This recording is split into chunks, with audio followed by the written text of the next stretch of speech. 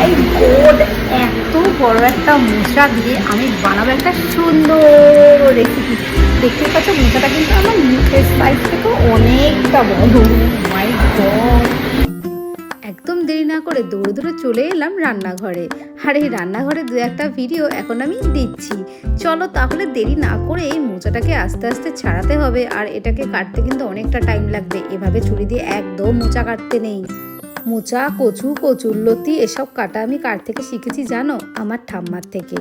আমার ঠাম্মা যখন এগুলো কাটতে বসতো আমাকে পাশে নিয়ে বসতো আর বলতো আমাকে এটাতে একটু সাহায্য করতো, দেখ আমি কিভাবে কাটছি। এইভাবে দেখে দেখে আমার শেখা হয়ে গেছে।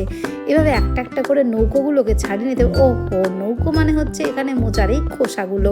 ঠিক যেরমভাবে মানুষের মুখোশ টেনে খোলা হয়, ঠিক সেরকমভাবেই মোচারও মুখোশগুলো খুলে ফেলতে হবে।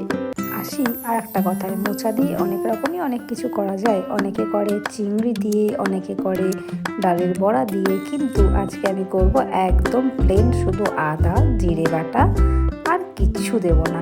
চলো, হ্যাঁ হ্যাঁ, লাস্টে কিন্তু একটু ঘি দিতে একদমই ভুলবে না। আর দেখেছো এইভাবে মোচার কলাগুলোকে এইভাবে ছাড়িয়ে নিতে হয়। সরি,